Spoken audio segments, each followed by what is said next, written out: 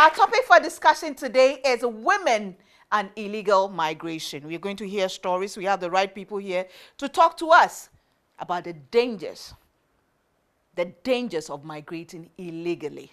My name is GIFTY Auntie. I welcome you to The Standpoint. Hello, hello, hello, and welcome. Today is going to be very, very exciting and revealing. I say thank you to GTP New Star for my clothes, Loretta Designs for my dress, and Facemark Accessories for my beads. My hair is by Crystal Enterprise.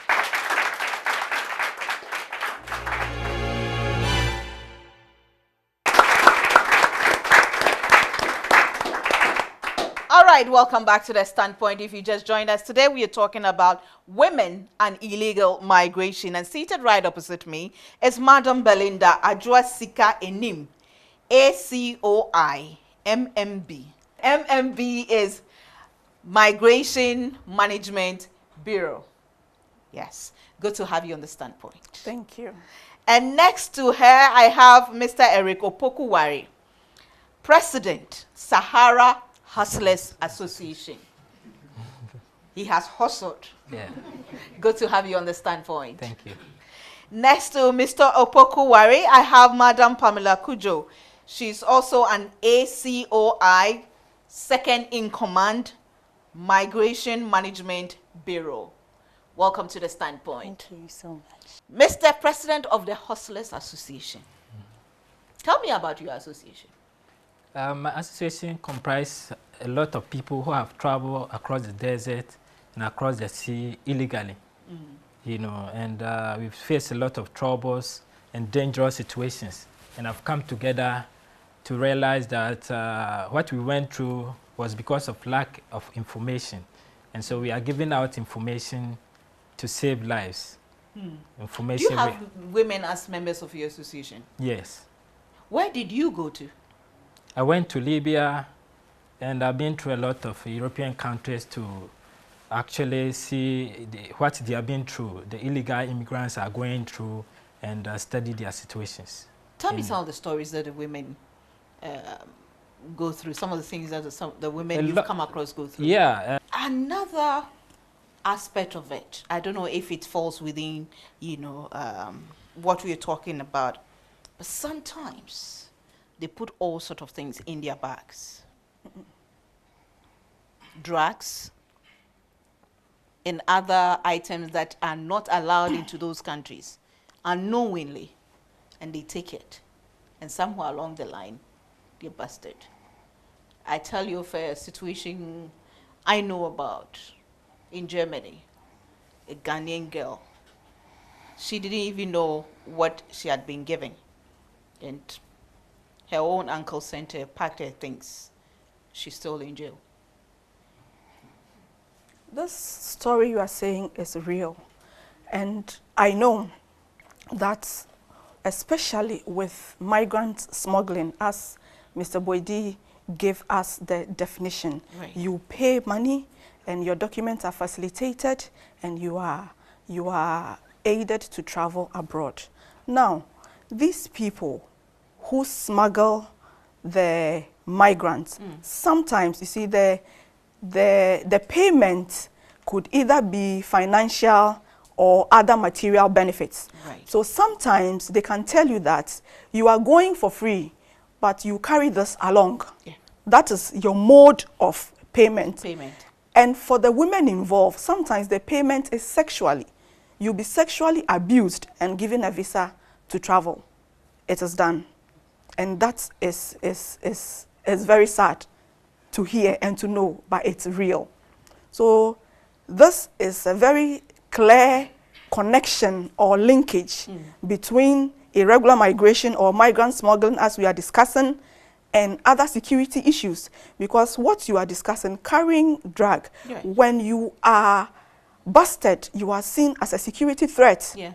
You may not be, but the fact that you are carrying a contraband, you are seen as a security threat in that country. So there is a direct link between migrants smuggling and national security. In addition to the drugs that you mentioned, some are even given monies to carry. Yeah. You know that you're not supposed to carry this amount of money to go into somebody's country. Right. But because that is your mode of payment, you are compelled to carry that money along with you. When you are busted, it's between you and your God. The person might not even show up. And Mr. President, what would you like to tell parents? Because sometimes parents willingly give their children up, their daughters up. Yeah, that is also lack of information that we are talking about. She or he doesn't know, the parent doesn't know where. You know, you keep saying lack of information and all that. I know this education you're trying to, but I think sometimes it's greed, though. Yeah. It's greed. Yeah. No, because somebody's child or something is in abroad and he want to force him, their way out so that their daughter or son can also go. You understand? And at the end of the day, they end up in a whole lot of horrible situations. Madam Pamela, young people, okay. I'd like to add to, especially with regards to your comment on greed. That aspect is very key because there's a research by Osiwa.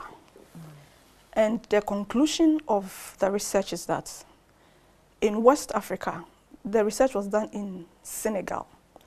Family rivalry fuels irregular migration. That's what they said. An example given in the research is that in a family, when you have one person who has gone abroad, especially when there are multiple wives, then wife A's son or daughter goes abroad. Wife B then tells the other child or children who are living with her to see how the other wife's children or child is taking care of them, how they are prospering, seemingly, because they have a child abroad. And the parents will force their children to also travel so they can bring something home. So that is also prevalent in sub-Saharan Africa. I think there were cases about some few months back. The document fraud officer at the airports stopped some of Ghanaians who were traveling, and they referred them to the anti-human smuggling and trafficking units. And we took our time to educate them, the Ghanaians who were stopped, about the implication, what is out there for them, because we've already had a lot of cases where Ghanaians have gone there and have suffered. Some of them even reported we have to record them, their experiences. So we showed some of these documentary that we have to them. Yet some of the parents came pleading on their knees, as if that is their last hope that we should allow their children to go. There was this very beautiful lady who had completed SSS. So I was wondering, why, very young girl, why should you even travel? The mother came and gave a whole lot of excuses about the family, and this girl had a boyfriend in Canada who had just ended. I was just saying, you can just take your time, at least do some computer course. Maybe Bahamas, you say you want to be a nurse in future. The guy, after some time, will be able to assist you. The mother said no. So what can we do? After all, the documents are genuine, and legally we don't have the right to stop once the person is of age. So we allowed this lady to go. Some 3 months later, she started calling and bringing messages to my third in command about what she is going through over there.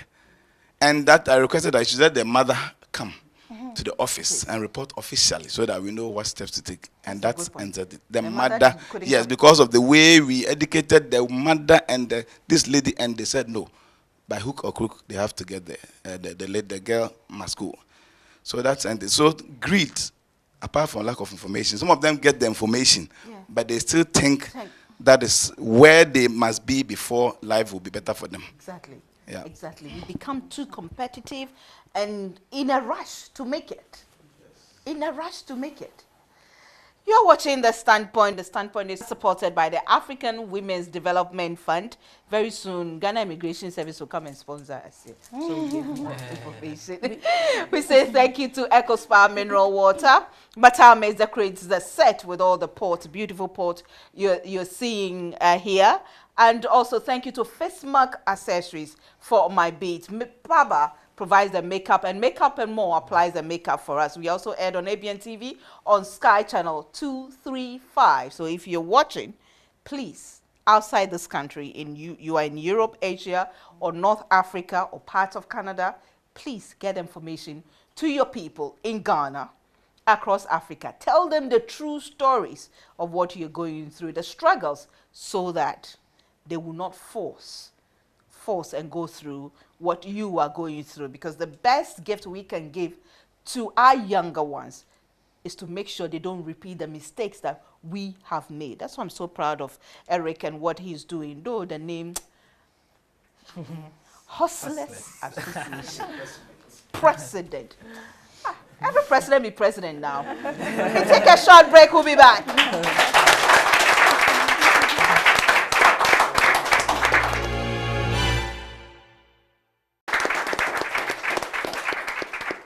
Well, welcome back to the stand. We've been talking about, going outside the country. But we know that within our country it happens. Yeah. From one region to another. There's a group that I know that I've worked with, known as Sewa Banka. Yeah, I don't know if you know about them. You know that they have their videos being played on the VIP buses to educate people and all that. Internally, people, I'm bringing them here to Accra to go to school. She ends up on the streets at 6, and we hear it all the time. We hear it all the time. Now that I know that when they come to me, I'll bring them to you. I didn't know that I could bring them to you, but now I will bring them to you. But what advice have you got for women out there, to parents and the young ones, the students, young ones who are in a hurry to get the poshest car in town and the flashiest? The car is posh, the dressing is flash. I've turned it upside, but what advice have you got? Well, what I would say to parents and to students or people who are greedy, like we said, it's greed and lack of information that leads them to these things. What I would say to them is that before you embark on any journey, please find out. And if you look at the options and you realize that it's not going to help me, please desist from it. Parents who give their children out should be very careful. They should find out what is happening to the child when the child goes there. If for instance, somebody wants to travel outside with your child, you can come to Ghana Immigration Service. We have an office at the headquarters, and we have a contact number. I don't know if I can give it now. Yes, please go ahead. Yes, you can call us on 0302 674125. You can come to our office at the headquarters. Please repeat the number. 0302 674125. Okay. That is the hotline for the MIB unit. Okay. You can come there, you can call us, and we can do whatever investigations we have to do before anybody takes your child out. Like you said, it's not only international. There's internal migration where children are going through harrowing experiences. It all falls under the ASTIP Even unit. in Accra here and in Kumasi, children are being used as sex slaves. Yes. If you come to the trafficking unit, we can advise, we can do a background check on whoever you are giving your child to before we allow you to give your child to that person. So, SEOI, Belinda. My advice to parents is that, one, when you want to give your child out, inquire about what your child is going to do first before you give your child out. And I wouldn't even advise giving your child out anyway. For me, it's no. But sometimes they have all sorts of reasons, all kinds of reasons why they would like to give their children out. And also follow up on the child. And especially when the person taking your child is giving you money in exchange for your child, it raises some doubt. The person begins to think that the child has been bought. Yeah. So that you should find that suspicious. When the person comes for your child and immediately gives you a lump sum of money, then you should know that your child's life is in danger. Mr. President, your final words. Yeah. You have been through it, you've seen it. Firsthand. Yeah, what I'm saying is that it doesn't actually work to travel illegally across the desert, across the sea, getting to Europe, it doesn't actually worth it. Because I've seen all.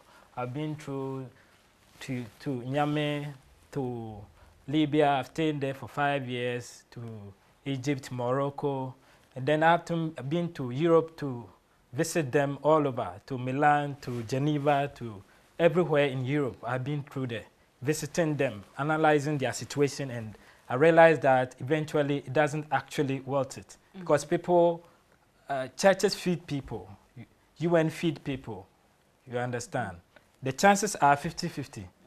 So why risking that, and then the church will feed you eventually? A lot of people also die. You know, according to Human Rights Watch, as much as 13,500 people have died since 1998 to 2011.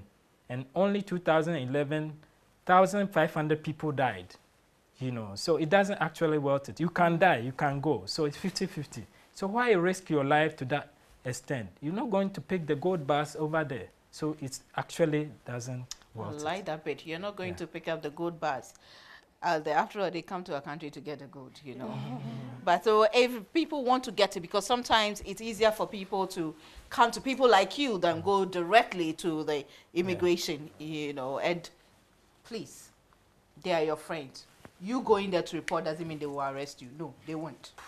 They will help you. That's why they are embarking on this educational program. They will help you. So don't let anybody tell you that, hey, if you go and report, they will arrest you. It is a lie. It's a way of preventing you from exposing them as to what they are doing and making sure that your child or you yourself is safe.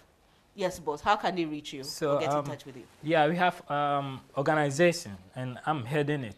And you have office and everything. You can reach us on 026-590-3520 or 0302-407863. And we can actually assist you in giving you the right information as to regarding illegal migration. Thank you very much. Let me quickly come here. Gifty, you wanted to say something, right? Most trafficking cases, you don't even have a chance to make a phone call. Yeah. Some cases that we receive, you can't make a phone call. The Kuwait lady, for instance, she never had a phone call. She never had any phone or SIM. But later on, she was actually able to speak to the gateman of that big house. And then the gateman got her a phone. Now, she goes to the connection house, and unfortunately for her, she meets another Ghanaian. And the Ghanaian says, me a Ghanaian. And I said, I say you. He said, oh, so sorry. And she said, I have a phone, but I don't have a SIM to make a call. Then she also said, oh, I also have a SIM, but I don't have a phone. And said, and they found one. Then they run away to the bathroom, and then they put the SIM together before they were able to make a phone call through to Ghana. And then the immigration service had to necessitate their arrival. So in such cases, does the government send for them? Does the government help them to bring them back? Madam Belid, okay, right. Officially, I think in countries where we have the embassies, yeah, we advise them to see the embassy, but most of these cases, it's even difficult for them to even get out of the house to go and report at the embassy. So normally, what we do is that if we're able to arrest the agent in Ghana, then we force the agents to buy tickets and then pay whatever money they have collected from the agency there before they bring them back. We had a case where 8 people, Ghanaians, were stranded there, and we arrested the agent, forced her to buy a ticket and then pay the agents whatever money she has collected from them. And all the 8 Ghanaians are in the country now. So complicated and tough. Well, you've had it all. Thanks for watching. See you same time next week. And be wise. Bye for now.